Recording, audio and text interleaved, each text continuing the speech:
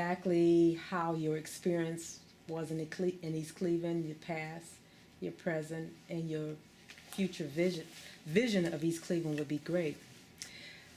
Starting with you, Madam and Mrs. Teachout, tell us about yourself and the history of your family. Well, like I said, I was born in Greenpoint Hospital, and that was in New York. And for me, I've traveled all over the United States, and so when in coming to Cleveland, we first landed in Willoughby, Ohio, and from Willoughby we came into East Cleveland. And East Cleveland reminds me a lot of Brooklyn. Okay.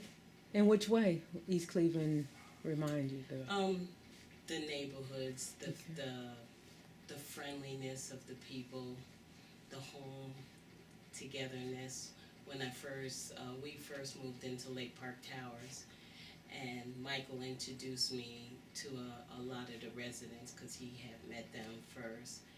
And they took me. Miss Sheets is one of the ladies, and she took me underneath her wings, and she took me to all the different gatherings when I first came here. So I got to meet a lot of different people, and I had a lot of fun. There's a lot of social stuff here in East Cleveland, and that's what I was used to in New York, is going to plays, and everything that you can imagine is here in Cleveland and East Cleveland, and I got the opportunity to go to a lot of things, so it was fun for me, since I've been here. And what year was that you arrived in East Cleveland?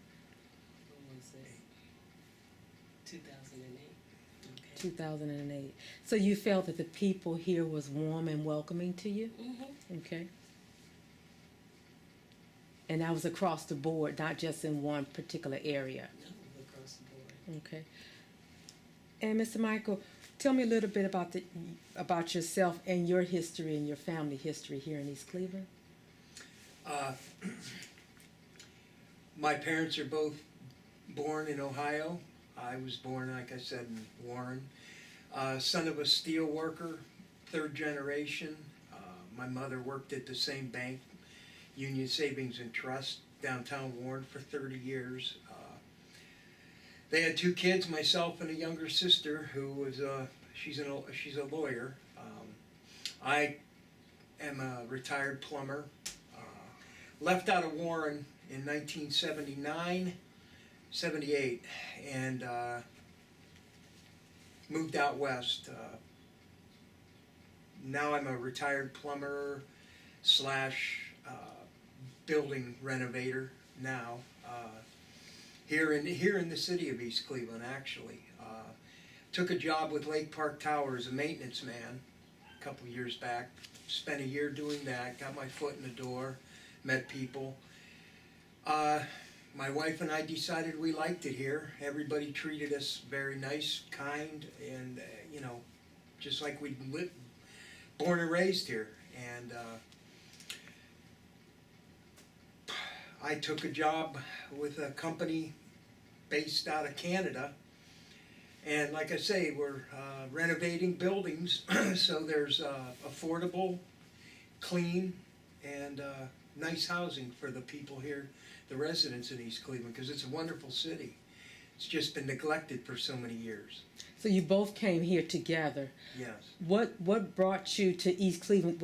Were you told about East Cleveland, or did it just happen to land in East Cleveland? We just happened to land here. I Okay. took the job at Lake Park Tower on Superior, and my wife, of course, came with me. She goes everywhere with me, and we just fell in love with it Okay. since we've been here. Okay. And that was in 2008, correct?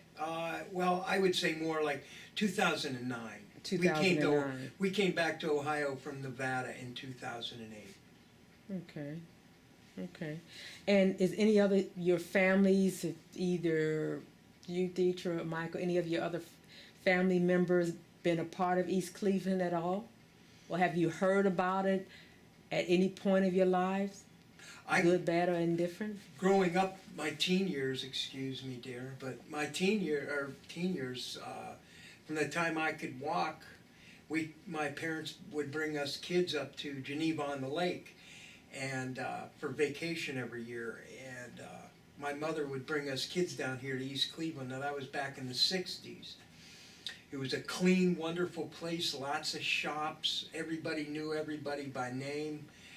You could go into any number of shops down on Euclid, and my mother would go in there and shop, and they would give us kids candy, and Mom would have a cup of coffee with the owner of the business, and it was really a cool place back in those days, until about '68, '69 is when it really started going downhill. And how old were you, guesstimate, around that time of? Oh, I was between the ages of 5 and 10. 5 and 10 years Yeah. old. Okay. Oh yeah. So you remember those years Oh and yeah, that visiting?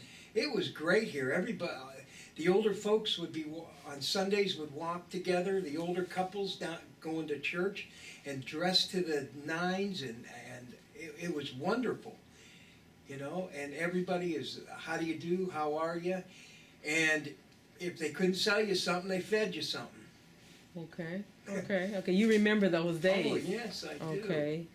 It was yesterday. Okay. Any additional piggyback, Deirdre, you want to say?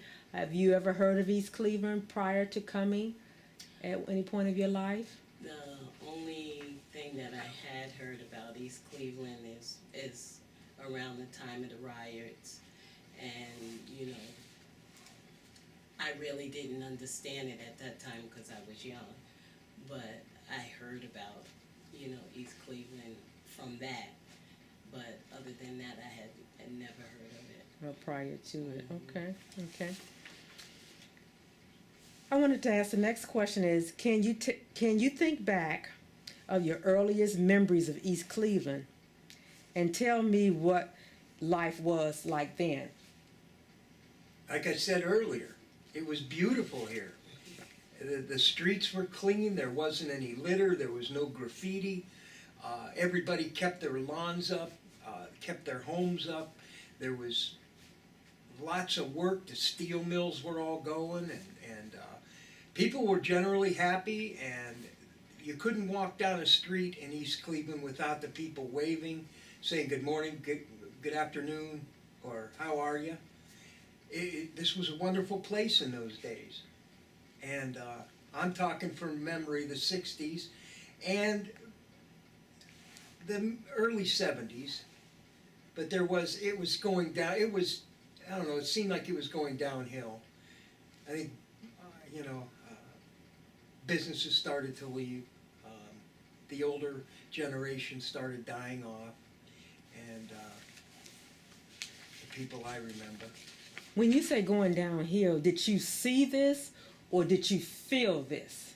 A little bit of both. Okay. A little bit of both, because at that time, in the late '60s, '70s, when I was still coming up here all through the '70s for to go downtown Cleveland for rock concerts at the Agora Ballroom, and I had some friends that lived up here, and Coventry, that area. But we came through East Cleveland to go to Cleveland, and you could just see it declining throughout the '70s. You could, it was nothing overnight. It was a gradual decline, and racism was at a peak. It really was, whether you want to believe it or not, man. Okay. When you mentioned back in the '70s, you can see it. You can see and feel it was a change coming on, but you didn't know that change was going to be what? Well, it just every weekend that we would come up here to East Cleveland or to Cleveland, you could see East Cleveland, the businesses. Every time a business front would be boarded up, or out of business or whatnot, and I mean it wasn't like it was an overnight thing. It wasn't like somebody hit a light switch. It just slowly declined. People moved out to the suburbs. Okay. A lot of it had to do with the lack of work. You know, the mills were cutting back and and come on, we live in the steel valley. And when the steel mills shut down, there was unemployment. High unemployment brings what? People just don't care anymore. They're looking for either a way out or they just don't care. Okay. Okay. And you knew that at that point. I saw it because my father went through it. He spent 38 years at Republic Steel in Warren, and every year he was laid off for a minimum of 2-3 months. Okay. And everybody struggled. I mean, it was just bad. Okay. And Deirdre, what were your fondest memories in East Cleveland from when you first came to now? What would you think would be a high point for East Cleveland? My fondest memories of East Cleveland is the political scene, you know, going around to the council meetings and getting involved, you know, meeting the mayor for the first time, and city council, and I have a political background, and so it was nice coming here and going to different social events where there was a lot of politicians, and I got to meet the senators, and being involved with NOAA and getting to go to the state capitol and all of that. Those were my high points here in East Cleveland. So you were politically already inclined, so that wasn't a new point for you you were just reconnecting with the East Cleveland political Right. people. Right. And you found that fondest memory is close to what you accustomed to seeing? Not really Okay. accustomed to seeing, because, you know, it's a different government here, and my portion of it was learning the difference here. And one of the things that I saw is that the government needed to change in a lot of ways. Okay. And just being a part of that process, seeing young people going into office, you know, I helped out with Judge Will Dawson's campaign, and that was exciting for me, you know, to help him and see him actually win his election. Recently, you know, seeing Mansell Baker get into, you know, city council after the passing of Mildred Brewer. And she was somebody that was very special, and she, you know, she tried to mentor me, you know, in the process. So, you know, just meeting with her, and she gave me such a great time, and we had laughs. We went to Columbus. She got to go to one of the presidential workshops and stuff, and she enjoyed herself doing that, and, you know, just getting her involved at her age, volunteering. And, you know, she was such a hoot, you know, and she kept us laughing, you know, all the way down in the car, and, you know, just giving her wisdom, you know, and that's what I loved about here in East Cleveland, because the old timers, they'll sit down with you and they'll talk with you and give them their wisdom, what they went through, so that you don't necessarily have to go that path because they did it for you. Seems like you passionate about that. Yes, You're definitely passionate I about love that. Yeah. And Michael, your fondest memories, I know you had mentioned in East Cleveland previously concerning the steel mills and your father experience and what you felt. What would be a peak, one thing that you would say would be a fondest memory? Well, now that we live here, Yes. you know, you could walk down to the end of our block. This is not, we're not urban here. We've got a park with a beautiful stream running through it right down at the end of our block. I take my grandsons every weekend when I can, and we walk down there. Or I take them around through Forest Hills Park. I take them to the swing sets, and we have a wonderful time. Nobody bothered. Everybody has a bad misconception about East Cleveland.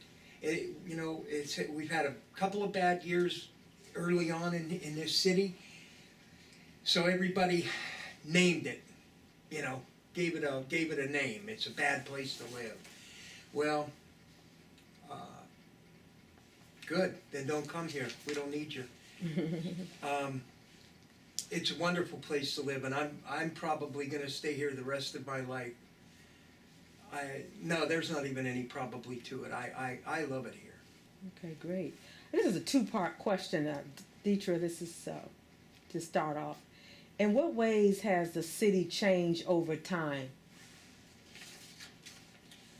Since we've been here, I've seen changes in the area. When I first came, everybody talked about the crime and how it was a high crime area and a lot of things happen. And in the beginning, we used to hear a lot of shootings. In the summertime, it was constantly at night hearing guns go off. Since we've been here and we moved over to Eddington, I haven't heard any gunshots at all. You know, so I know the police force has changed a lot since we've been here. And the crime rate has gone down that I can see. Yeah, it has. You know, I mean, I can walk at night and not feel afraid now. I'm not testing the waters or anything. This thing, you know, I would come home from work or come home from a council meeting, and because I didn't have a car, I've walked all over East Cleveland, and no one's bothered me. No one's, asked me for anything. You know, they just say hi. I say hi back, and I haven't had any problems. You know, getting off the bus or otherwise. Okay. And for you, Michael, you had mentioned several times with you being here the longest, correct? So, in your history, you noticed change. It's for the better here. For the better, okay. Yeah, okay. the crime rate has gone way down, and the crime that we do have here in East Cleveland is young kids with too much time on their hands and no guidance, and they don't have their family nucleus is all goofed up because of this. Whatever, it makes me. If they could have some kind of an outlet or some guidance that would show these kids that they, go out, get an education, get a job, and if you can't handle that, go in the military. But they have nothing to do all day except sit around. And what's every kid want? Money, cars, and girlfriends. Okay. Okay? And without the money or the car, guess what doesn't come? The girlfriends. So they go out, and that's how they supplement. Because they don't have anybody to tell them, hey, this is what you have to do, man. Too much time on their hands. That's Okay. all. So you think time has a lot to do with it on their hands? We need our community to step up and say, hey, get these kids organized, during the summer when they're out of school or when they graduate from school. Give them something to shoot for, not just here's your diploma, go make it on your own. Come on, walk a mile in their shoes. I remember, I knew everything. Okay. Well, the Word Church is doing that. Well, They're that's it. starting to step up and have activities for youth and get them involved in different things. So there are different organizations starting to step up and say, hey, we have to save our children. And what church you mentioned? The Word Church. And you feel that they're doing?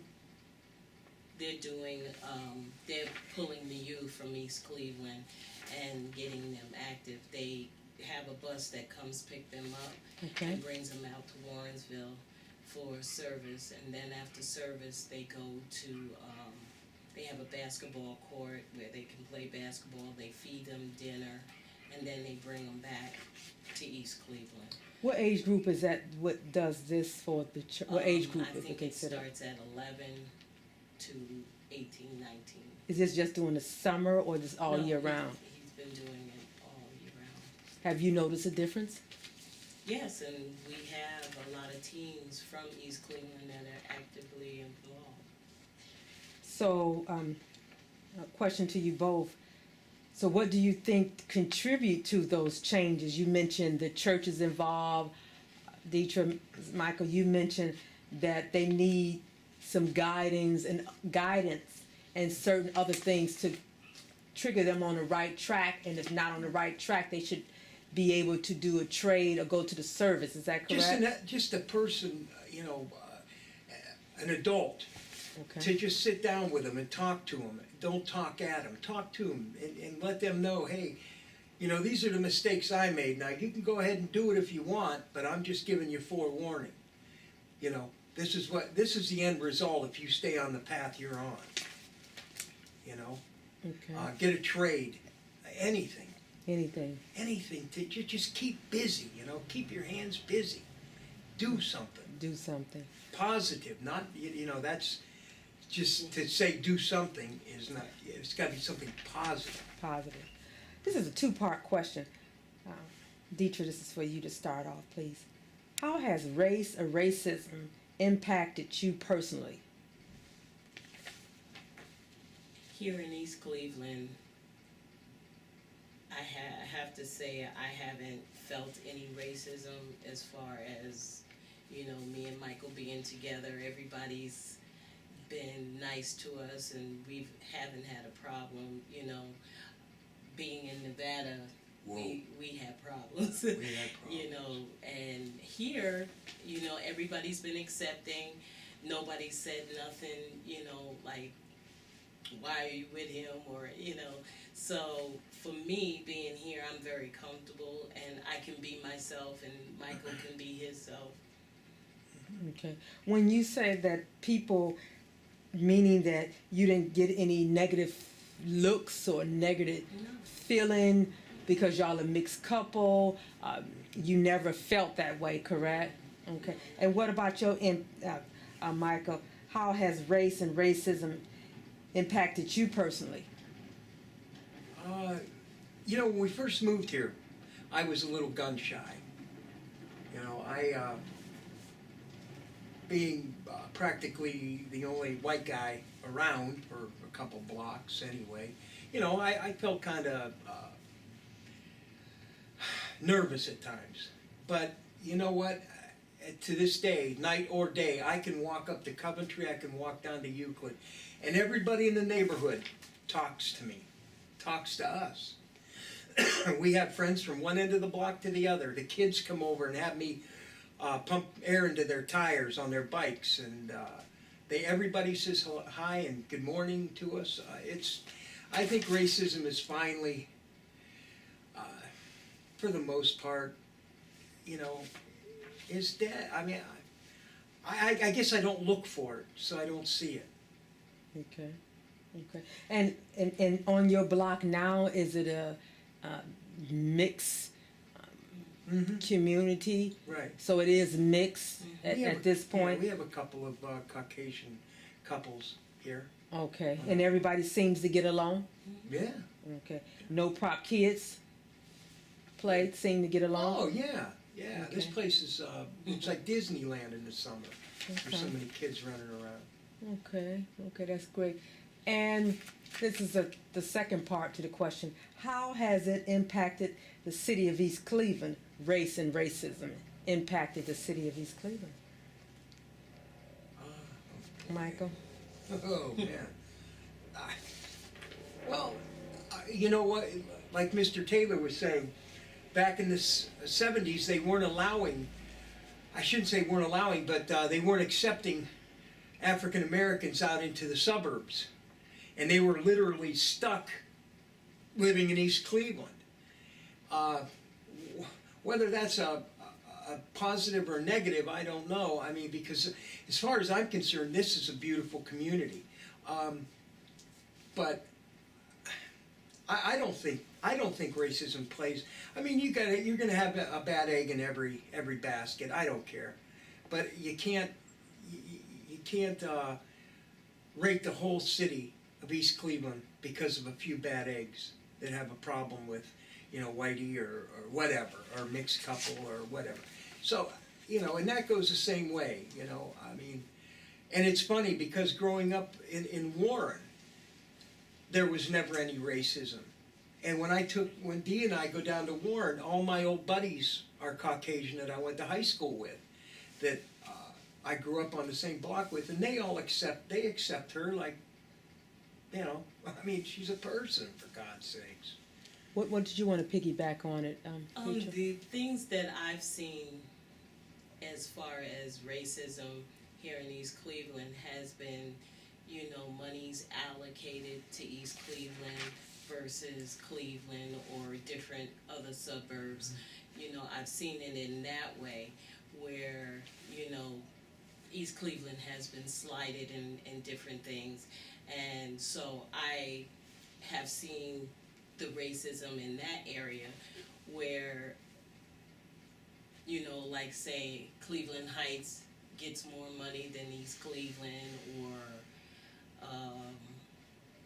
Shaker has more activities going on and they have more money versus, you know, a place like East Cleveland, Bratton, or, you know, in the political realm of things, outside of East Cleveland, there's not a lot of activities with politicians coming into East Cleveland doing anything, you know, and I've seen a lot of that. You know, I'm grateful that Marsha Fudge came here, you know, Shirley Smith has come here, but we don't have a lot of activity in the city of East Cleveland with politicians, you know, coming in, telling them what their issues are and what they're standing for, and allowing the people to make a judgment call on whether they like them or not, you know. So I would like to see more of politicians come in and engage with the people of East Cleveland, you know, because we do matter and we can get them reelected. You know, it's not just about all the outskirts cities, it's about us as well in East Cleveland. So you do believe that the political scene should collaborate with each other? Right. Collaborate. You've seen a little of that, but not at a level that you would like. Right. Is that correct? Right. Okay. Do you think that would make a difference? Oh yes. If you engage a community will get involved. If you have activities for them to do, people will get involved. If you just say, oh, we ain't gonna bother with them, we gonna leave them alone, of course they're gonna sit back and talk about, you know, have negative stories about this one and the politician this, but if they're actively involved and know what the politician is all about, they're likely to engage in their communities more. Wow. Okay. Mike, I'm going to ask you this question. It's a two-part question, and then Deirdre, you can pick up on it. How has inequality impacted you personally? Never has. Never have. So you don't feel that? No. At this point? No. Nothing? Somebody's negative, I walk away. Okay. I have nothing to do with them. Okay. Okay. Deirdre? Same here. Okay. You know, I don't engage in it because it's not worth it to me. Yeah. I believe humans are humans. That's We it. have to learn to love each other. I want to criticize, I'll go look in the mirror. Okay. Okay. The second part to the question is, how has it impacted the city of East Cleveland? I'll let my wife take that. Okay. Why you can take it over? Well, just like I said, you know, getting people more involved, you know, on every level, and the things that we don't get because of the city of East Cleveland and us having a majority of African Americans here, and the slightness that we feel because of that, you know. When you said a majority of African Americans here, can you expound on that a little? That we have, the city of East Cleveland has more African Americans than any other race here. Okay.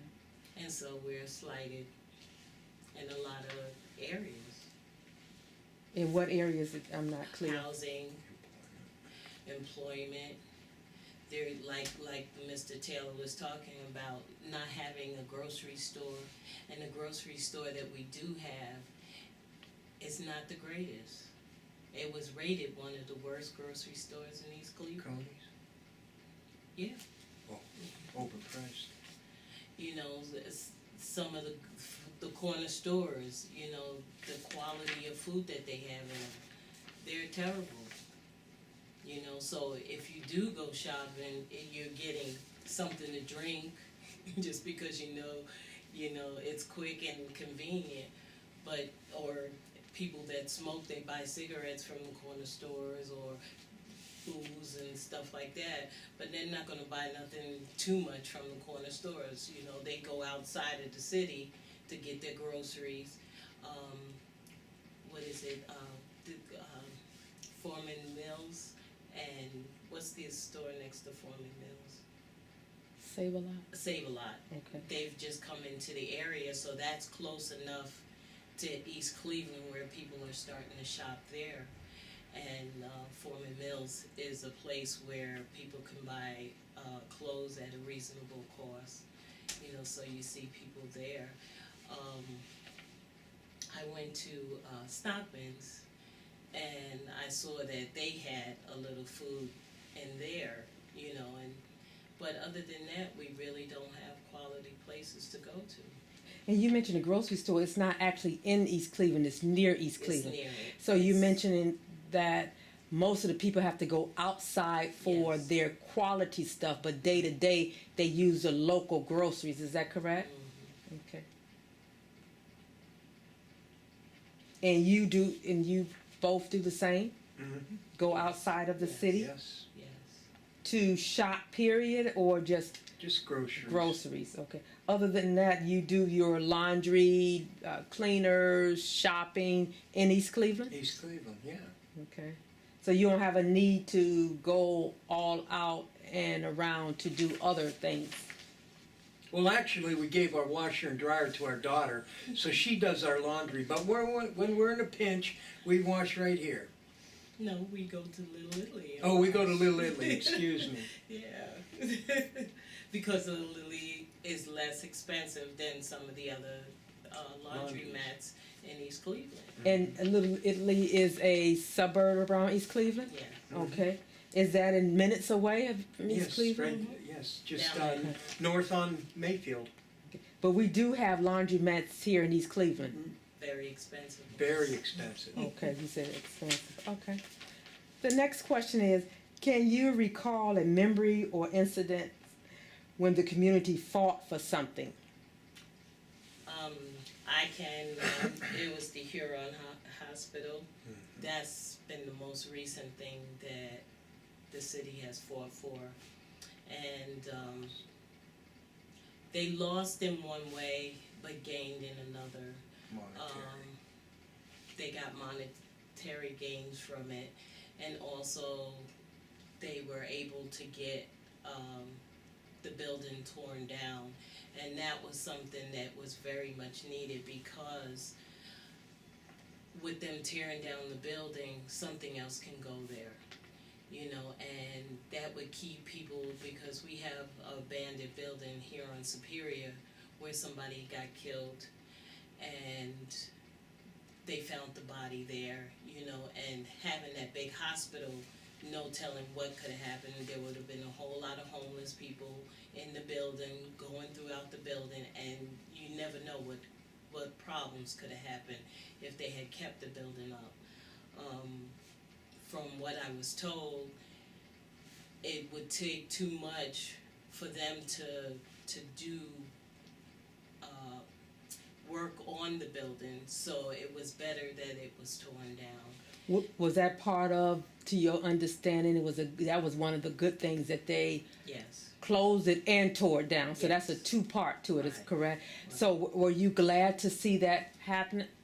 Yes. Okay. I mean, since they were gonna leave the building, it was nice that they considered tearing it down. And it came from a lot of negotiations between the mayor and Noah, and, you know, just you know, talking it out, trying to come to something that was good for the city of East Cleveland. So I'm grateful that they got the money and they were able to tear down the building. Your fondest, your memory. Well, I think here in East Cleveland, they need they could have used that building. They need a building for the homeless. There's a lot of people that have lost their jobs. They've been unemployed for a long time. Like I told you earlier, I renovate and redo apartment buildings here in East Cleveland, and I'm always finding homeless people in the buildings I'm renovating, and I ask them, what's going, you gotta leave. I don't have anywhere to go. And I've heard that an awful lot. And the only thing I can say is, well, you can't do nothing here. You gotta do nothing somewhere. This is private property. But if these people had a place to go, a restart program of some sort for them, educate them, get them a new field, something that, where they could earn an honest living, because they're not, all the homeless people are not drug addicts and drunks. That's a misconception on the public's part.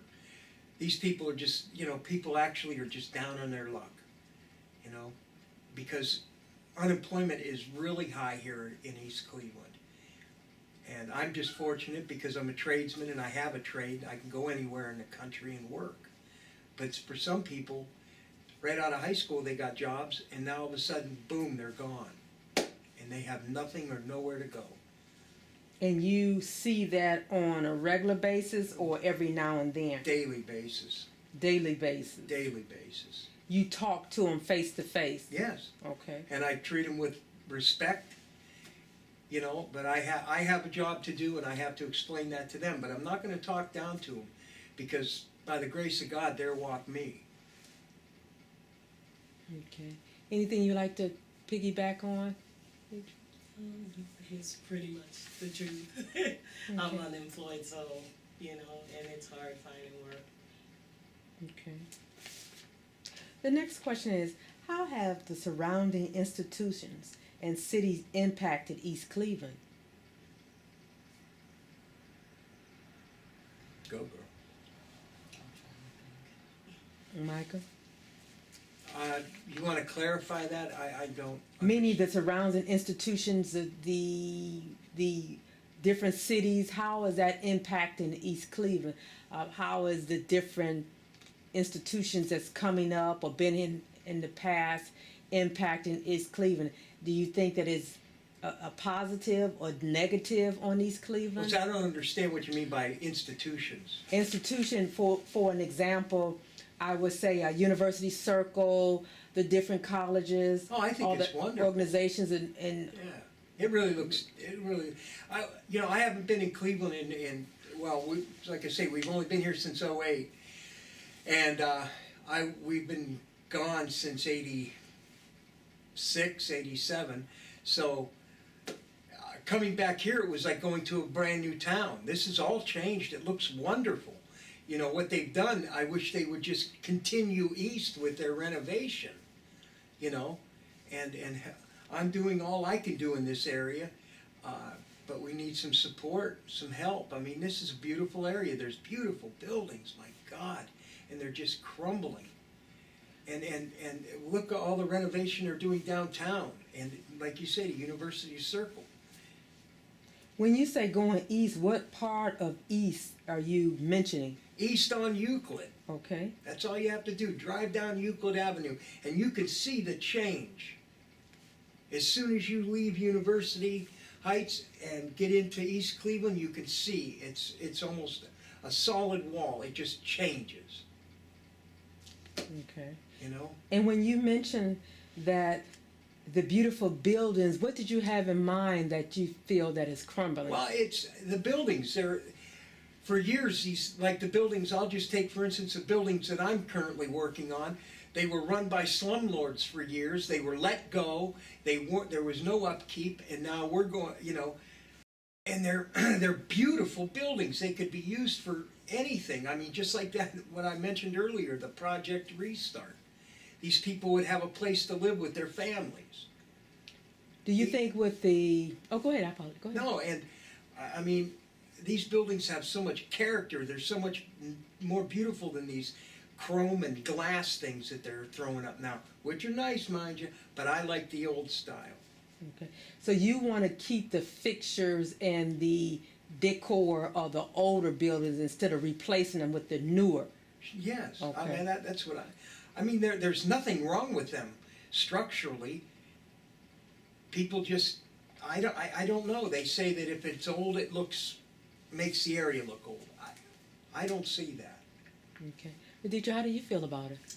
The university project that they brought into East Cleveland, I thought that was really well. And it will get people more involved in East Cleveland, hopefully to renovate some of the Euclid Avenue area. You know, one of the dreams that I had was having a grocery store on right across the street from where those buildings are. There's an old I can't remember what they said it was. That place that I was talking about. It was a car repair shop, and I would love to see that whole block as a grocery store. Lakeview. Yeah, it's on Lakeview. It's right there on Lakeview that and corner. Euclid. To have that as a grocery store, and one day I had a dream, and the dream was that we had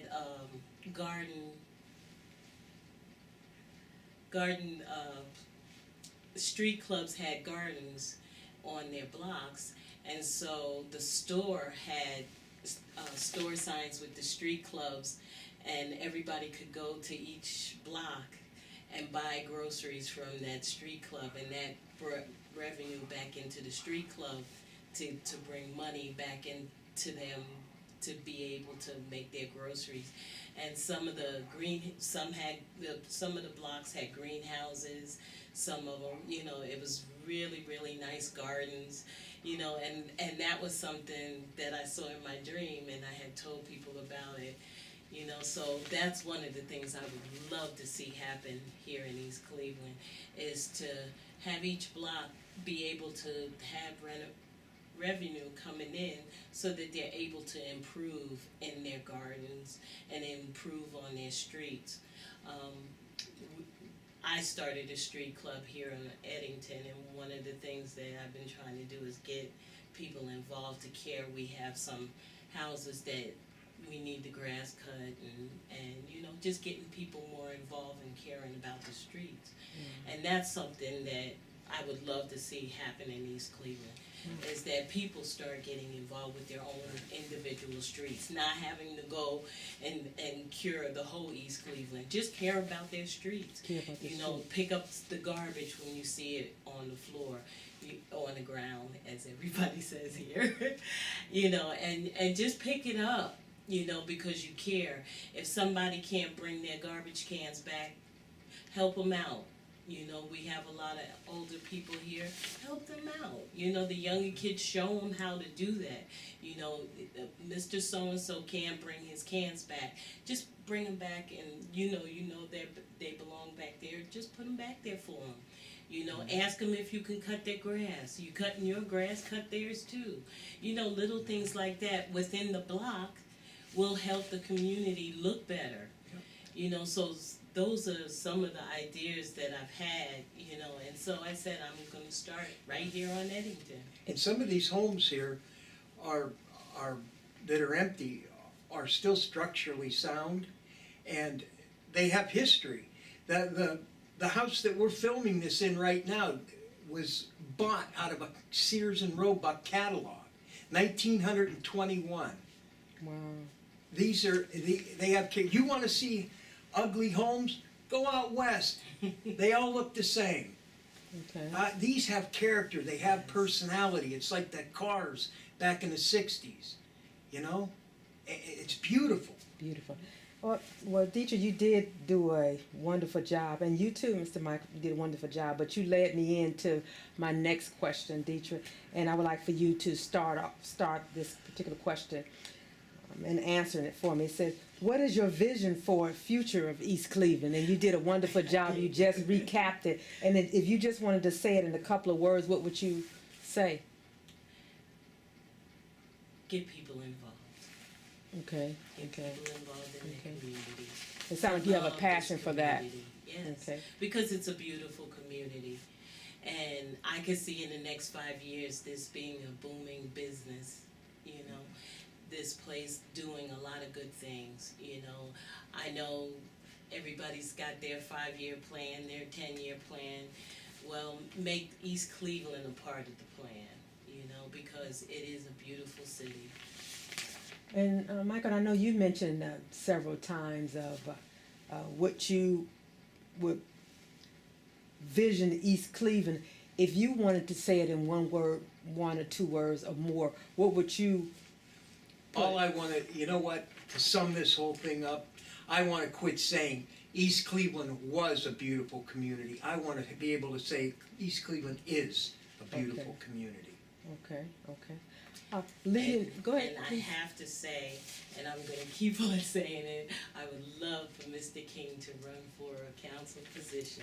So I'm just going to keep putting that out there until I see it happen. The next part of the question is, tell me about your major issues that needs addressed in order to better the neighborhood, the community, and the city. The housing block that has happened, you know, we have a lot of empty houses here in East Cleveland. And there has to be a project where either they can be refurbished, redone, and given back to the community, you know, people who really care about their community, not just somebody that's going to come in and tear it up, but people that really care. It's just sad seeing these buildings, as beautiful as they are, empty. You know, the grass not cut because, you know, the city can't afford to send somebody out to cut the grass. You know, it's really sad. And the people in the community won't touch it because it's not mine. You know, it's really sad that that happens because there's so many young, vital people that can do it and just won't because it's not mine. When you say not mine, can you clarify that for me, please? Not mine meaning they don't own it. And when they don't own it, that means? They don't want to touch it. They'd rather sit on the couch and play video games. But they could service the area, but they just don't want to. Is that is that It all correct? falls back into cooperation, getting people organized. Give them some incentive to get up in the morning. Give them a reason to do something. You know, I know I don't lift anything unless I get paid for it, and I'm not a lazy man. I've worked all my life. But I mean, the children today just haven't had enough insight. They haven't had enough guidance. And I keep repeating that. But I mean, and I try to talk to them, but I don't know. I'm babbling. Excuse me. Well, we want that. Your feedback is very important to us, and this is what we need to see Oh, you what don't we want to need. set off that grenade. Well, let me lead on to the next question. What would you be prepared to do to participate in making East Cleveland better, Mr. Michael? Whatever it takes. Whatever it takes, meaning?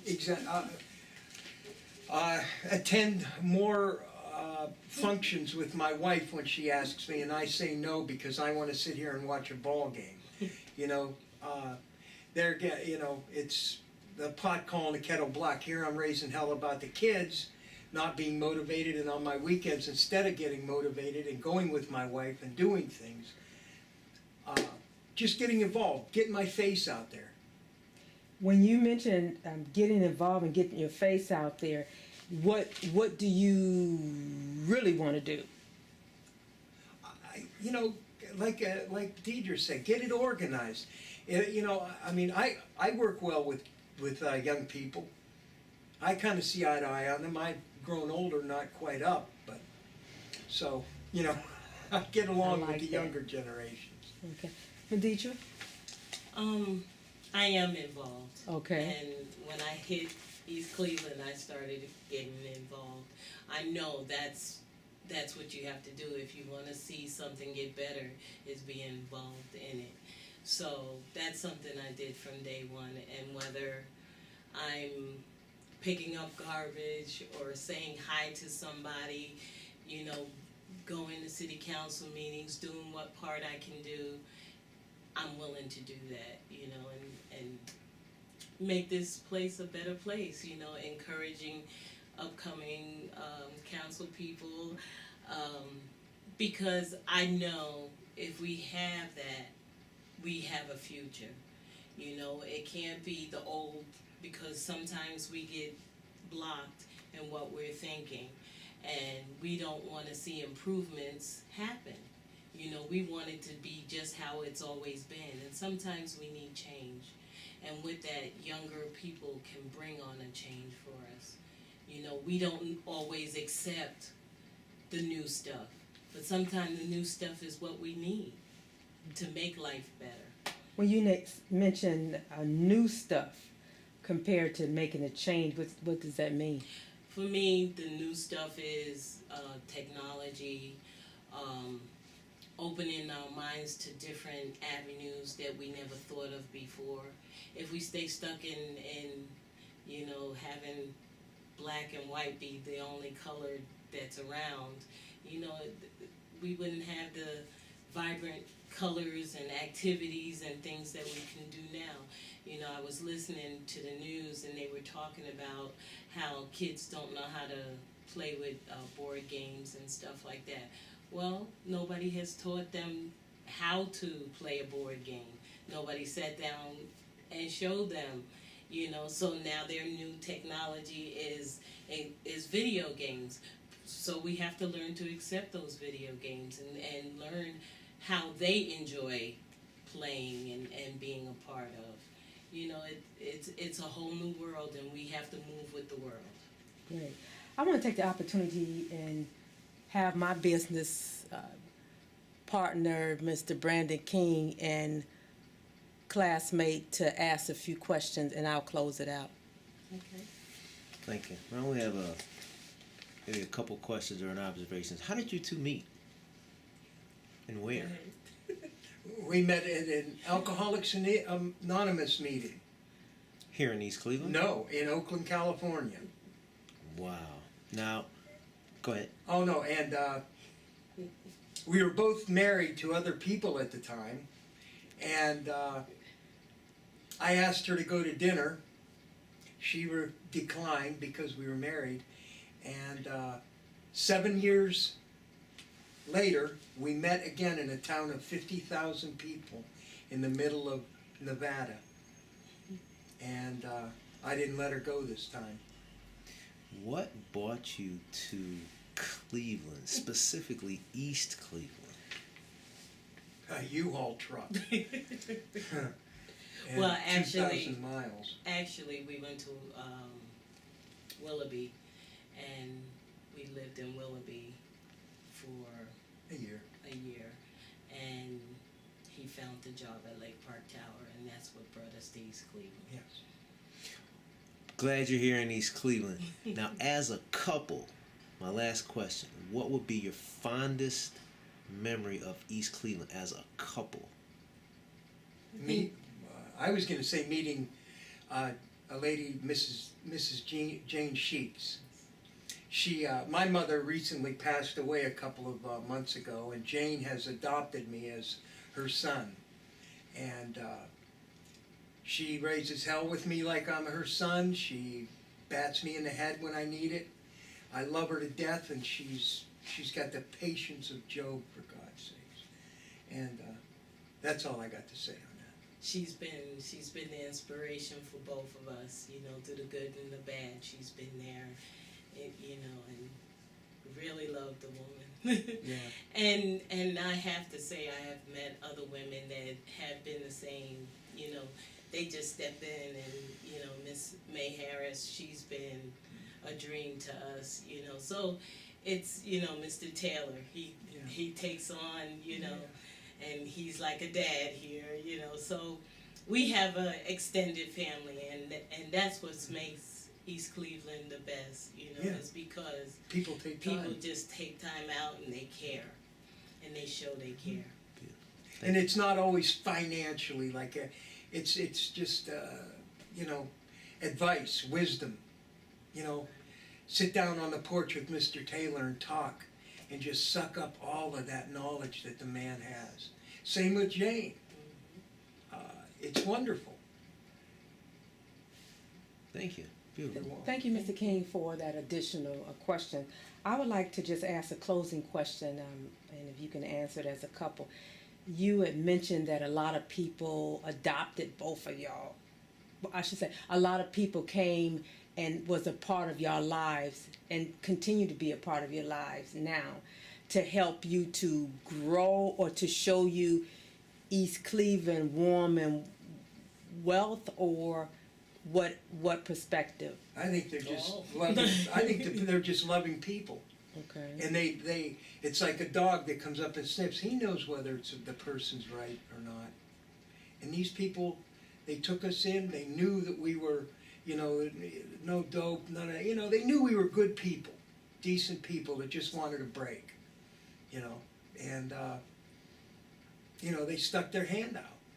Do you have any pictures around that you would say when you first came to compare to now in 2008 to present that you would like to share? Do I have any pictures? Pictures or anything that When was we made? first moved here? Correct, that you have on hand, any pictures, anything that's would be I have great. them on the computer. But nothing that we can No. take at this point? I mean, I can email them to you, or, you know, because they're on the computer. What I did was I've been, Yeah, we've got pictures of living in East Cleveland since we first came to right, East I Cleveland. have pictures of the parade and, you know, different events that Beautiful we've pictures gone off to. off the top of Lake Park Tower, of the surrounding area, Yeah, downtown. I can get those to you. Okay, well, I just want to close and wrap this wonderful interview up. I want to thank you so very much in advance for sending me those pictures. I wanted to thank Mr. Michael Teachout and Ms. Deirdre Teachout and my co-partner, Mr. Brandon King, for this couple interview. So you will be the first couple interview that we had. So we're both excited about it, and we want to say thank you so very much for your time and attention and your wisdom and vision for East Cleveland. And one day we will be able to break bread together and have a new person that would give us a new insight and vision too. Thank you so very much. Thank you. Cleveland rocks, man. Go Tribe, go Browns.